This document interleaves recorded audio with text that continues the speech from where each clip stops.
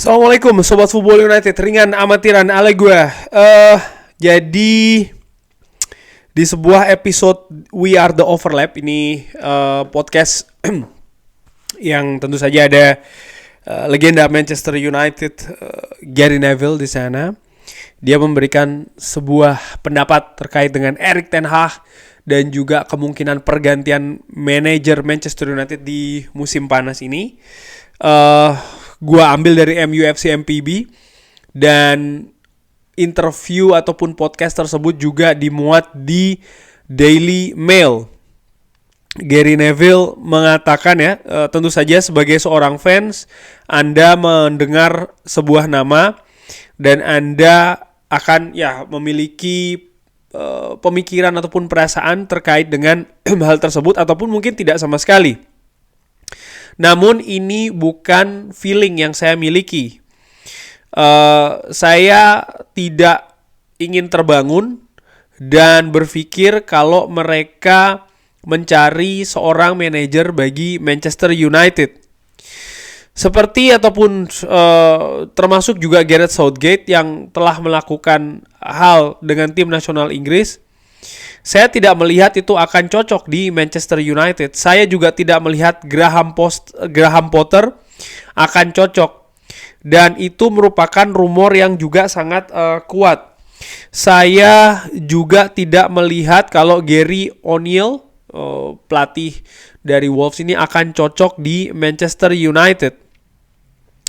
Lalu Gary Neville juga memberikan pendapat terkait dengan Erik ten Hag tentu saja. Saya ingin melihat dia tetap stay di Manchester United, dan walaupun hal tersebut saya tidak begitu yakin ya. Saat ini siapa yang tersedia di luar untuk menggantikan Erik ten Hag? Kalau Jurgen Klopp tersedia di market, atau Anda bisa mendapatkan pelatih kelas dunia atau manajer kelas dunia untuk masuk, itu bisa menjadi cerita yang berbeda.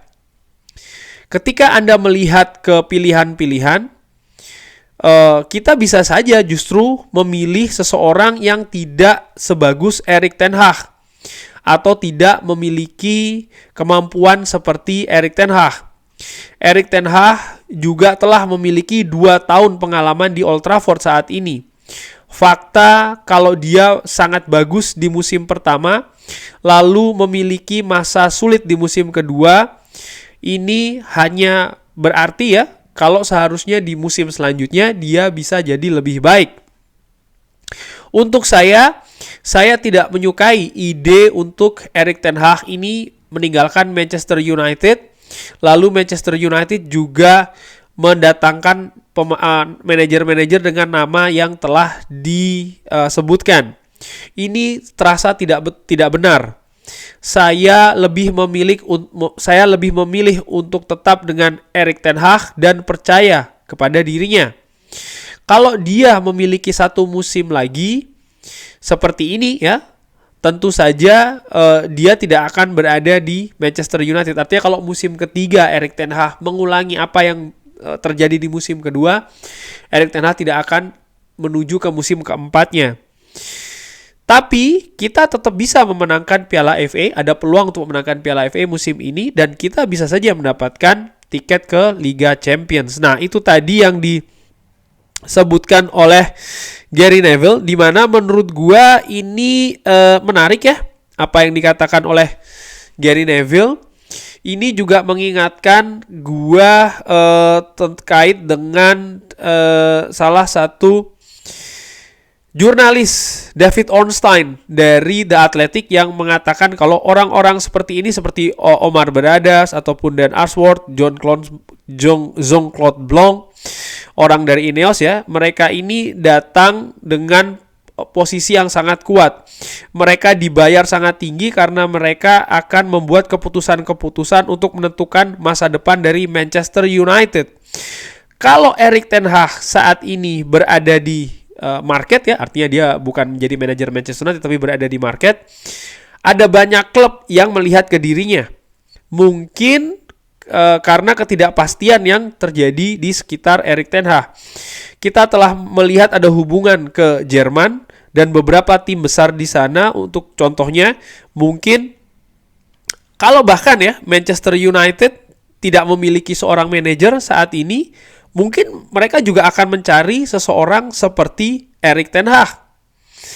Ya, dan mungkin dia akan atau mereka akan memutuskan kandidat yang terbaik untuk memimpin mereka ke depan. Wah, jadi David Ornstein justru mengatakan kalau seandainya Manchester United saat ini tidak ada manajer, mungkin Manchester United juga akan mencari pelatih atau manajer seperti Erik ten Hag atau bahkan Erik ten Hag. Ini misalnya Erik ten Hag tidak berada di Manchester United.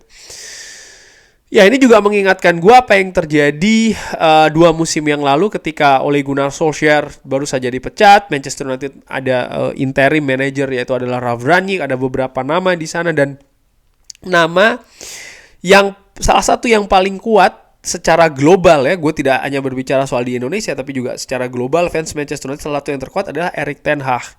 Kenapa? Sekali lagi melihat apa yang dilakukan di Ajax.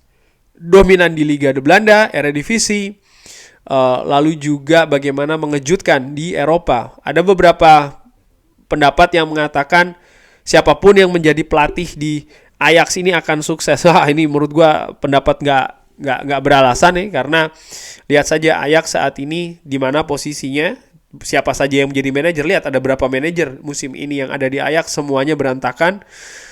Gua melihat ini jauh lebih dari sekedar siapa manajer ataupun pelatihnya, tapi bagaimana struktur organisasi di Ajax yang juga berubah di sana. Kita lihat juga di Liga Belanda, contoh PSV Eindhoven musim lalu seperti apa, berubah semua, fluktuasinya tetap ada. Dan balik lagi terkait dengan Gary Neville, ya gue juga sepakat, gue juga sama, dan ini sudah gue ulangi beberapa kali di Football United, bahwa gue lebih memilih Erik ten Hag tetap di Manchester United paling tidak sampai musim ke depan. Ada beberapa komentar yang mengatakan sarkas ya, dan gue nggak tahu nih komentar Manchester United, fans Manchester United atau tidak. Wah, perpanjang saja Erik ten Hag 10 tahun, seumur hidup bahkan. Dan menurut gue komentar tidak jelas, komentar yang mungkin mutunya juga nggak bener. Sorry, tapi itu yang gua pikir. Lalu mungkin ada juga yang mengatakan beberapa kalau gua ini adalah fansnya Erik ten Hag, bukan fans Manchester United. Ini juga komentar yang menurut gua kualitasnya nggak oke ya. Sorry, tapi itu kenyataannya menurut gua, karena ya gua selalu berkata siapapun manajernya akan gua support, akan gua dukung sampai dengan akhir. Gua melihat bagaimana manajer ini posisi yang sangat vital, dan selama ini di Manchester United ya, dari zamannya Jose Mourinho, Louis van Gaal, termasuk juga Ole Gunnar Solskjaer, mereka belum mendapatkan apa yang seharusnya mereka dapatkan, support, kesempatan. Tidak mudah sekali lagi memegang Manchester United, memegang tongkat estafet di Manchester United setelah 26 tahun dari Sir Alex Ferguson. Ini sangat tidak mudah. Harus diberikan support dan juga kesempatan. Yes, gue tahu di Manchester United ini juga mengharapkan hasil, tapi di sisi lain juga harus melihat adanya realita. 26 tahun itu waktu yang sangat panjang sekali. Segala sesuatunya sudah sangat seperti Sir Alex Ferguson. Gue pernah mengatakan kan, Manchester United seakan-akan itu adalah Sir Alex Ferguson, dan juga sebaliknya. Karena ini seakan-akan ya permisalannya, karena memang sudah sangat dalam sekali ini cengkraman dari Sir Alex Ferguson. Dan ketika lepas, ada banyak hal yang harus berubah di sana. Dan ini juga harus diberikan kesempatan, diberikan support kepada manajer-manajer selanjutnya yang ternyata tidak mendapatkan. Sehingga menurut gue tidak fair. Dan kalau ini diulangi lagi, ya sekali lagi ini diulangi lagi, sama saja tidak belajar dari periode-periode sebelumnya dengan manajer-manajer sebelumnya juga. Apalagi melihat kesulitan dari Erik ten Hag di musim keduanya ini ya. Pemain yang cedera, manajemen yang berganti, banyak ketidakpastian, lalu juga situasi dressing room.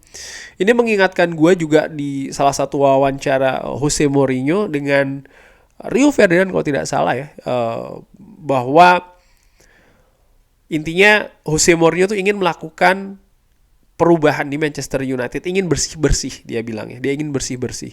Dia mengibaratkan seperti kayak rumah gitu loh. Dan bersih-bersih ini juga tidak bisa dilakukan dalam tempo yang singkat.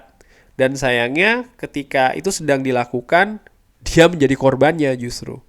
Nah, gue berpikir Erik ten Hag pun juga sedang melakukan hal yang sama. Ada beberapa pemain tentu saja yang ingin dibersihkan tapi tidak bisa. Contoh, kita tahu ya bagaimana di musim panas kemarin Harry Maguire sempat dikabarkan akan cabut ya kan. Scott McTominay pun juga demikian. Dia tidak bisa gitu, sehingga ya dia tetap harus bisa memaksimalkan pemain-pemain ini. Anthony Martial contohnya. Itu juga ya, bagaimana tidak bisa dilepas, tidak ada yang ingin membeli ya kan, tapi ya akhirnya harus bisa dimanfaatkan juga. Hal-hal seperti ini menurut gue yang harus mendapatkan support lah ya. Bukan hanya soal masalah melepas, membeli pemain, tapi juga bagaimana urusan sehari-hari. Gue melihat ada hal yang positif di mana Ineos ingin membuat status manajer saat ini sebagai head coach, dengan hal-hal lain akan ditangani oleh posisi-posisi yang lain. Hanya saja di sini juga harus disesuaikan, harus ada diskusi, harus ada sinergi. Penting itu. Kalau tidak ya pastinya amburadul ya. Dan dari situ sih gue berpikir kenapa tidak diberikan kesempatan Erik ten Hag 1 musim lagi dengan struktur yang baru ya. Kalau dia memang bisa membuat sesuatu yang lebih bagus lagi, sinergi juga lebih oke, ya kenapa tidak diperpanjang lagi di periode-periode selanjutnya. Tapi kalau tidak, ya mungkin sudah saatnya untuk diganti. Menurut gue sangat tidak fair ya untuk menjudge Erik ten Hag musim ini. Tapi dilihat musim depan akan seperti apa. Kalau musim depan ternyata masih seperti musim keduanya ini, ya seperti yang Gary Neville katakan juga, gue sepakat selesai untuk Erik ten Hag. Penting juga dilihat siapa yang akan menggantikan. Karena tidak bisa hanya melihat manajer-manajer yang lain yang mendapatkan kesuksesan di klub-klub sebelumnya atau klub-klub yang mereka tangani saat ini, katakanlah demikian ya. Penting juga dilihat siapa-siapa saja yang ada di sana. Ini mengingatkan gue juga Erik ten Hag bagaimana kesuksesannya di Ajax itu tidak lepas dari Edwin van der Sar dan juga Marco Overmars. Posisi-posisi seperti itu. Jurgen Klopp juga di Liverpool. Bagaimana Liverpool ini ternyata strukturnya tidak jauh beda dengan di Borussia Dortmund. Bagaimana Pep Guardiola strukturnya juga tidak jauh beda seperti di Barcelona. Bahkan orang-orangnya pun juga demikian. Hal-hal seperti ini penting untuk dilihat bagi para fans menurut gue, terutama mungkin Sobat Football United ya, ketika ingin merekomendasikan pelatih atau manajer ABCD mungkin di akhir musim depan. Karena di dunia sepak bola yang modern tidak bisa hanya melihat hanya sosok satu saja, seperti kayak Xabi Alonso di Leverkusen. Dia melakukan sesuatu yang fenomenal di Bayer Leverkusen, luar biasa, tapi di sisi lain juga penting dilihat siapa saja di belakang layarnya, karena ini kerja tim, tidak sendirian. Dia punya konsep, dia punya sistem dan lain-lain, tapi siapa yang mensupport dia, asistennya siapa, sporting directornya klub situ siapa. Penting, sangat penting bahkan menurut gue ya, untuk dilihat sampai ke arah situ. Kurang lebih demikian membahas terkait dengan pendapat dari Gary Neville yang gue sepakat, dan bahkan dari David Ornstein pun juga, ini salah satu jurnalis favorit gue di The Athletic juga yang mengatakan kalau seandainya Erik ten Hag tidak berada di Manchester United ini saat ini dan Manchester United mencari manajer, ya bisa jadi akan pilihan juga jatuh di Erik ten Hag, which is gue pikir ya ini sama juga kayak dua musim lalu pun juga demikian ya kan, mencari manajer, dan salah satu kandidat terkuatnya adalah Erik ten Hag, dan akhirnya memang datang di Manchester United. Kurang lebih demikian. Bagaimana menurut Sobat Football United? Seperti biasa drop di kolom komen. Terima kasih sudah menyaksikan. Jangan lupa like, subscribe. Wassalamualaikum warahmatullahi wabarakatuh. Thank you.